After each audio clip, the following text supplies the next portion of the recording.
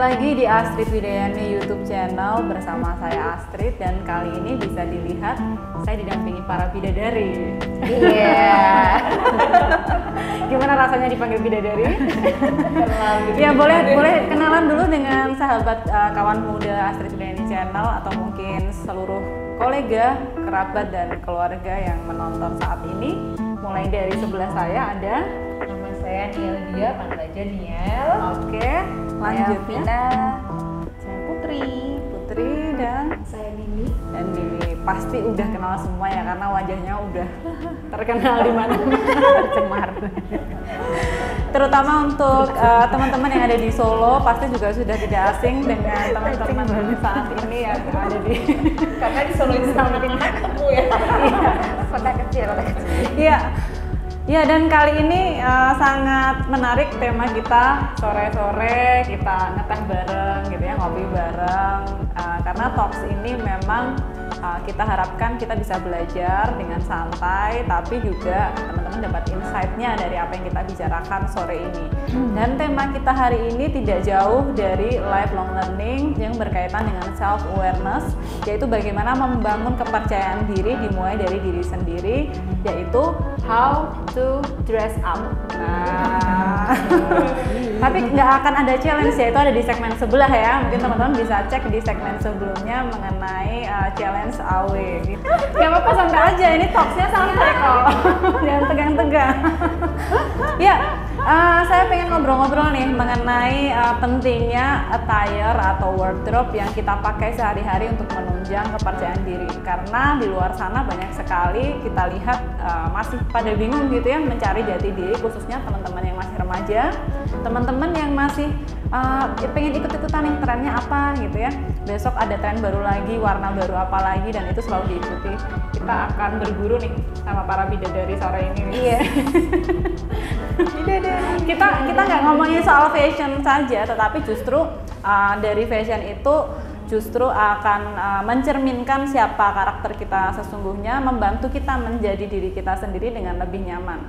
Nah, ini sebelum saya mulai ngobrolnya, saya ingin mengingatkan kalau teman-teman mengikuti saya di sosial media, ada beberapa produk saya yang baru saya launching di AW Signature yang memang akan menunjang ya bagaimana kita belajar menerima diri sendiri dengan lebih baik, yaitu AW Signature. Bisa dicek koleksinya, bebas, kamu bisa pilih sesuai dengan kepribadian kamu, warna favorit kamu. Nah, ini saya mulai dari yang sebelah saya dulu nih, yang paling dekat nih. Mbak Nildia. Kalau saya tahu juga Mbak Nildia punya satu brand gitu di fashion, itu apakah memang ada kesukaan terhadap atau kecintaan terhadap fashion itu sendiri, atau memang punya misi sama kayak saya tuh, membuat orang lebih percaya diri misalnya? Ya. Kecintaan pada fashion itu pasti ya, sudah tertanam dari sejak kecil mungkin ya, sama dari keluarga, itu pasti ya. Kamu harus keluar ke sini pakai baju ini, ibaratnya kalau orang tua dulu bilangnya aku kecil, kalau sekarang udah gede ya, lebih bebas ya. Waktu kita masih masa-masa SMA remaja, jangan malu-maluin mama dong gitu. Iya, berat sebetulnya ya. Jangan malu-maluin mama dong. Oh iya, oke. Udah mulai diatur ya cara berpakaian. Itu sebetulnya sangat membawa sampai sekarang ya. Jangan malu-maluin mama, papa, sekarang jangan malu-maluin diri sendiri ya. Oke, untuk mengenai brand yang saya punya, itu kan saya mendirikan udah lama sekali ya, namanya Kafia Tradisional. Boleh dicek ya di link berikut di Instagramnya. Itu saya ambil dari nama anak saya, Kafaya, karena Kafaya itu cowok, terus Kafaya cowok nih, tapi saya lebih ke pakaian wanita, jadi saya ganti ke Kafia Tradisional. Nah, itu pertama tadi kecintaan pada fashion. Iya. Dan produk saya itu lebih ke kebaya mutu baru atau kartinian, tapi yang apa ya, bunga-bunga, jumlah yang polos gitu ya. Jadi cinta sama budaya juga ya, sama cuma budaya. fashion ya. Nah, itu untuk kecintaan pada fashion. Tapi saya ada misi tertentu, Mbak. Nah, ternyata ada misinya nih, apa nih? Saya berjilbab mulai 2012. Saya punya tantangan yang besar pada diri saya. Karena dulunya waktu saya muda saya sama sekali berkebaya. Dan kemudian setelah berhijab saya tuh bingung gitu kan. Aduh, ini kok nggak pantas gini, nggak pantas gini. Makanya saya menantang diri saya sendiri menggunakan brand ini ya. Menggunakan brand ini, gimana sih pakai kebaya bisa berjilbab, bisa cantik. Pertama saya menantang diri saya sendiri dan kemudian saya salurkan kepada teman-teman berjilbab semua se-Indonesia. Sama ya teman-teman. Gitu. Kurang lebih ujung-ujungnya adalah bagaimana membuat wanita lebih percaya diri menggunakan kebaya dan berjilbab ya. Dan berjilbab. Nah, menarik kan cerita dari Mbak Neldia mengenai misi satu brand yang ternyata juga sama, bagaimana bisa meningkatkan kepercayaan diri melalui kebaya ya, kalau kebaya dan hijab. Hijab. Yuk kita lanjut ngobrol dengan Mbak Vina, teman saya di Duta Wisata, tentang bagaimana lebih percaya diri menggunakan busana atau wardrobe kita. Nah, tapi saya penasaran nih karena Mbak Vina ini juga sudah sering ya bersinggungan dengan teman-teman muda, kawan muda di satu brandnya suami gitu ya. Yang mana sebenarnya Mbak Vina juga saya lihat menjiwai nih gitu. Untuk bisa mengenalkan diri lebih bold ya, lebih kuat. Termasuk ada istilah yang kita sering dengar teman-teman, ada don't judge a book by its cover. Nah, anak-anak muda tuh sekarang tuh lebih condong ke yang penting penampilannya dulu. Padahal kita belum tahu karakternya. Kalau menurut Mbak Vina gimana? Mana yang lebih penting nih kalau melihat penampilannya dulu atau sebenarnya karakter yang harus dibangun? Oke, jadi kalau saya mungkin beda ya. Kalau Mbak Asih kan lebih ke karakter kamu itu menentukan fashion kamu. Sedangkan kalau saya mungkin secara basic dulu kayak Mbak Asih juga sih, model. Dimana kita harus ngikutin apapun desainer maunya baju A, ya kita A, B, D. Kita bisa mengikuti ya? Iya, kita harus standby aja, kita manekinnya kan seperti itu. Betul. Dan karena juga di suami kan memang ada brand juga ya, mungkin lebih ke anak muda juga. Kalau buat saya itu fashion itu tidak berdasarkan karakter. Jadi fashion itu adalah apa yang kamu suka, apa yang kamu nyaman, ya udah dipakai. Tapi memang kalau untuk di anak generasi sekarang gitu kan memang lebih ke supaya tidak ketinggalan tren. Jadi supaya juga ya, fashion itu dipahami sebagai bagaimana kita bisa menyatu atau ngeblend dengan lingkungan kita gitu. Atau gimana? Tepatnya sih lebih ke ini ya, bukan ngeblend tapi itu cara bersosialisasi anak sekarang. Cara bersosialisasi. Apa nih Mbak Vina kira-kira tren yang mungkin bisa diintip sama teman-teman muda kalau di tahun 2022 ini misalnya? Sebenarnya sama sih, cuma mungkin lebih ke berputar ya. Mungkin sekarang udah lagi pada sukanya yang oversize, pakai sweater kayak gitu-gitu. Terus mungkin kalau untuk sepatu mungkin lebih balik ke zaman 80s seperti itu sih. Oke, menarik. Kita akan lanjut ngobrol nanti. Fashion kamu itu tidak berdasarkan karakter ya, tapi fashion itu adalah untuk menunjang kamu nyamannya seperti apa, kamu happy-nya seperti apa dia. Pakai. Nyaman itu kata yang menjadi kunci ya untuk kita membangun kepercayaan diri menurut Mbak Vina.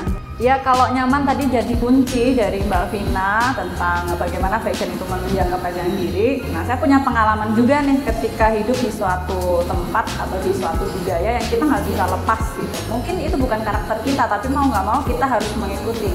Misalnya geser ke Mbak Putri ya. Kebetulan kita dulu pernah tinggal hampir sama di satu kawasan Laweyan. Itu mencerminkan budaya Solo yang sangat kental dengan tradisinya, dengan ya mungkin cara berpakaiannya. Kalau dulu teman-teman bisa lihat pedagang batik, bahkan saudagar batik itu rumahnya tinggi-tinggi, temboknya nggak dibuka supaya nggak kelihatan gitu ya motif-motif tetangganya gitu, nggak bisa dicuri gitu. Tapi di satu sisi itu menjadi tanda bahwa budaya di sana tuh sangat tinggi juga, jadi tidak gampang untuk masuk dengan budaya baru. Kalau pengalamannya Mbak Putri ketika dulu di Laweyan ada nggak Mbak? Kayak misalnya kita tuh sebenarnya nggak nyaman pakai sepatu pakaian atau wardrobe yang kita mau nggak mau harus pakai. Nah, kebetulan waktu di Laweyan itu kan saya pendatang ya di sana ya, pendatang di mana kalau saya jalan-jalan di situ ada beberapa toko-toko yang adalah yang kenal gitu ya. Kebetulan teman sekolah anak-anak gitu kan, saya lihat pas ke situ nanya-nanya yang paling laku apa sih gitu, nah di toko kamu yang paling laku apa ya. Itu lebih ke yang baju-baju harian. Karena kalau menurut saya tuh ya batik ya, kalau di Solo kan batik ya, Iya. di Solo itu lebih kayak baju jatuhnya kayak jadi baju harian gitu tapi nggak formal. Jadi lebih ke harian bisa untuk acara arisan, bisa untuk anak-anak di sekolah, tapi di rumah pun juga nyaman.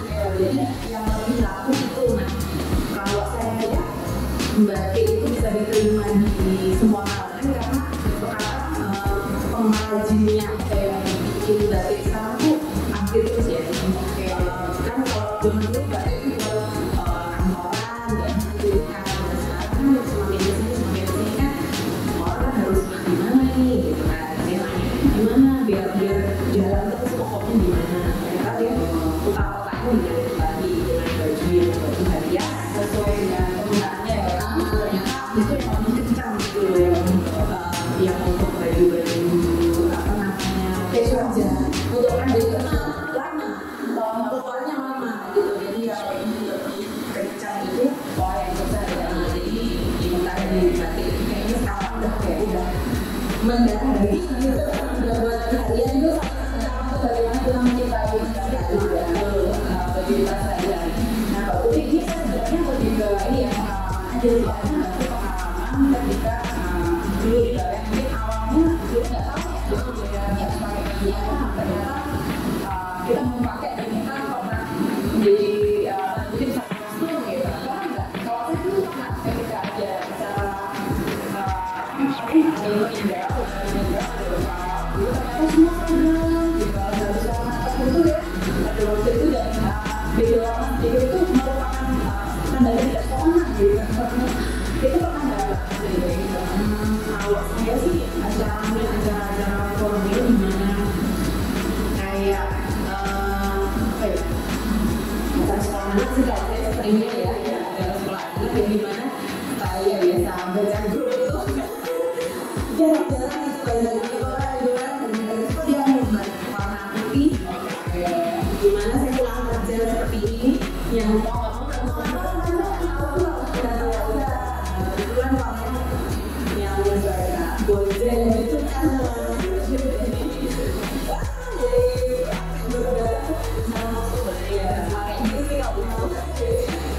oke, pasti teman-teman yang nonton juga pernah ya mungkin bagi kita nggak masuk tapi bagi budaya kita itu ternyata belum kok salah kostum ya bisa kan ini yang paling ujung ya karena ini menghadirkan rasa tidak nyaman gitu. Ternyata kita pakai kostum, ternyata kita dia juga yang ada di kita pakai tapi kita nggak pas gitu ya. Kalau kita itu kalau saya lagi jadi bisa santai misalnya saya pengen bicara dulu pengalamannya biasanya seperti apa terus ketika kita harus menghadapi situasi yang sangat sulit gitu kita di kerjaan kita lapangan juga harus mungkin ada skala sosial itu seperti ini gitu. Tadi kan saya juga habis kerja kan ada dengan formal juga tidak informal dan seterusnya. Tipsnya gimana juga biar nyaman dan enjoy gitu. Oke, jadi kembali lagi tadi bagaimana kita berbusana itu sebenarnya benar kata Vina, gaya kita berbusana, style berbusana itu adalah depend apa sesuatu yang kita sukai, kemudian kita percaya diri. Untungnya saya itu di kantor juga di activity itu lebih cenderung pakai busana yang casual. Jadi dari kantor saya tidak ada seragam gitu yang sangat-sangat membuat saya bebas untuk menentukan saya mau style apa setiap hari. Ini tadi tidak bisa menentukan karakter. Jadi saya hari ini bisa tampil seperti ini, besok seperti itu. Jadi ya kalau saya sih ya gunakan apa yang membuat dirimu itu nyaman dan percaya diri. Karena pada saat sudah nyaman dan percaya diri, kalau sudah nyaman itu pasti percaya diri akan otomatis kita pasti keluar. Ya bukan kita pengen pamer atau pengen mengimpress seseorang, cuma ya yang menempel di diri kita ini ya kita bawa sehingga kita bisa menyesuaikan dengan apa aja kondisinya pada saat itu. Kok aku harus formal datang ke kantor ya dengan tampilan santai tapi tetap masih halus itu beberapa saya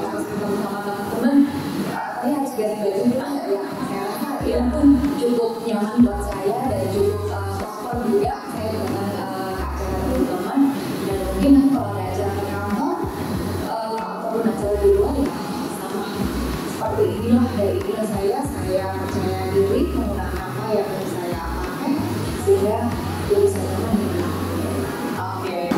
Ya sepertinya kita semua sepakat bahwa kenyamanan itu menjadi kunci ketika kita ingin percaya diri, apalagi kalau kita mulai bingung nih memilih baju atau style apa yang akan kita kenakan sehari-hari sesuai dengan kondisi maupun latar belakang budaya. Kesimpulannya sebenarnya tinggal bagaimana kita bisa mengantaskan satu kondisi dengan kondisi yang lain, satu karakter dengan karakter yang lain, tergantung bagaimana kita juga bisa nyaman ya dengan semua perbedaan yang ada di situ. Nah ini untuk teman-teman ya, saya pengen sharing aja nih yang paling sederhana untuk experience-nya. Misalnya nih, kan sempat ada ya tren baju rumah dipakai untuk keluar, setuju nggak? Setuju. Tapi tidak setuju siapa? Misalnya, oke. Gimana Mbak Mina? Iya, kayak ini ya, dari sama orang. misalnya kayak kita bilang dasar, tapi itu juga bisa kita kasih kaos bisa atau kemeja model pajamas. Sebenarnya kan itu sebenarnya bukan pajamas sih, tapi kan itu model patlingnya adalah masih pajamas tidur gitu ya. Iya, tapi it's okay. Dan itu bisa bikin pede ya. Yang penting kondisinya, maksudnya situasionalnya bener ya, jangan terus baju seperti itu kamu pakai mungkin di kantor atau mungkin di acara nikahan atau pesta party, jadi kan tidak menghargai tempat yang kamu muncul gitu. Jadi profesional. Kalau saya minta ada satu kalimat gitu ya, satu kalimat aja ya, mencerminkan stylenya masing-masing yang mana kira-kira? Kita bandingkan dulu ya. Mbak Dini kayaknya udah punya nih stylenya nih. Simple. Simple. Bagian yang makanya monokrom aja sih. Sudah tidak terlalu suka baju warna-warni. Jadi sekarang kalau lihat lemari semuanya warnanya itu aja ya. Aku coklat udah pakai. Jadi lebih ke sini lebih simpel aja. Dan justru itu yang membuat Mbak Dini merasa nyaman dan lebih percaya diri gitu ya Mbak Dini ya. Kalau Mbak Putri gimana? Bebas kaki. Bebas kaki kayak kan orangnya ya. Bebas kaki dalam arti bebas tuh, kalau saya sih bebas tuh kan bisa aja pakai kaos, pakai kemeja atau apa, tapi pada prinsipnya rapi kalau saya. Jadi karena kebetulan suami nggak suka dia pakai sendal, pergi pakai sendal nggak boleh, jadi saya anak-anak pergi pakai sendal gitu. Jadi itu ya pokoknya yang tertutup, jadi ke bawah sampai ya udah ke bawah, jadi harian gitu loh. Jadi misalkan mau beli soto aja pakai tetap bisa dipakai pakai sepatu, atau pakai celana pendek gitu. Karena nyaman, kembali rapi nyaman juga ya. Mungkin lebih ke materialnya ya, materialnya mungkin minimalis ya, minimalis sama simpel ya. Warna-warna itu ada yang, kalau saya kan warna-warni, cuman mungkin bukan lagi pakai cutting yang bawa-bawa gitu, ini lebih ke biasa gitu. Panjangnya juga lebih yang simpel aja, biasa-biasa yang bukan terlalu banyak yang aneh-aneh ya. Kalau macam-macam yang modelnya kan kayak model-model itu kayak udah kita semua masih ya. Jadi satu kalimat tadi ya teman-teman menunjukkan bahwa sebenarnya untuk menentukan kepribadian kita sebenarnya juga dilihat dari pilihan baju atau kenyamanan yang kita pakai.